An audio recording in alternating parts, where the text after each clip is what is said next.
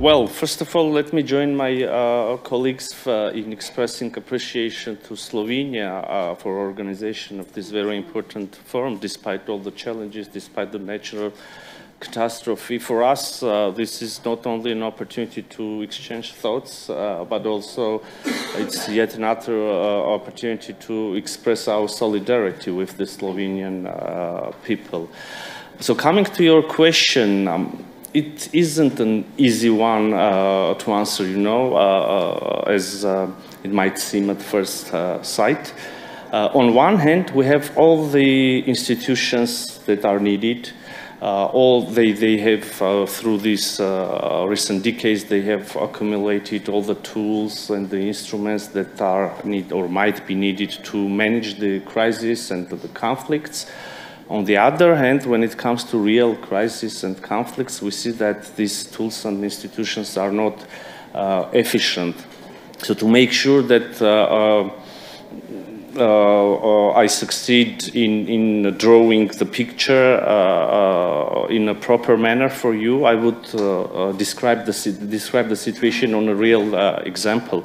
You all know about Nagorno-Karabakh, region in South Caucasus. So as we speak at this very moment, there are 120,000 people who are under a real medieval siege now due to the closure of Lachin corridor. This corridor was established to ensure the link between Republic of Armenia and Nagorno-Karabakh and to ensure free movement for people. This is the only lifeline, the only line that could connect this region to the outer world.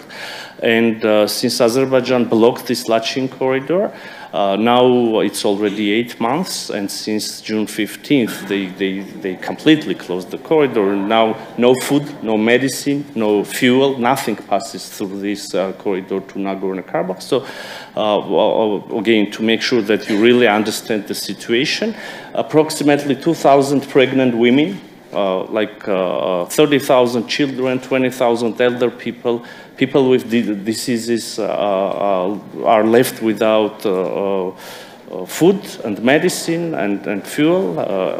Azerbaijan already cut the gas and electricity supply to this region, and there are numerous reactions to this situation by the international organizations, individuals, independent experts. Like we have the statements of Secretary General of United Nations, we have statements by UN special experts, special rapporteurs, we have statements coming from reputable organizations like Human Rights Watch, Amnesty International, many others.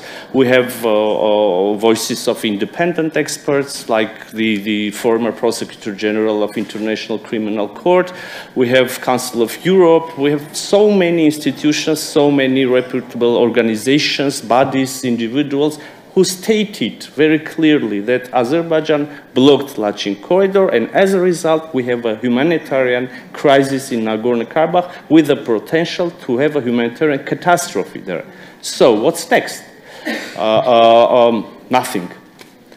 We have 2 orders of International Court of Justice. This is the highest legal body on this planet. We all, as nations, united, we created United Nations organizations, and within it, or in parallel to it, our countries, we created this highest legal body, International Court of Justice. And this court issued 2 orders ordering that Azerbaijan should ensure access through this corridor. And what happens? Nothing.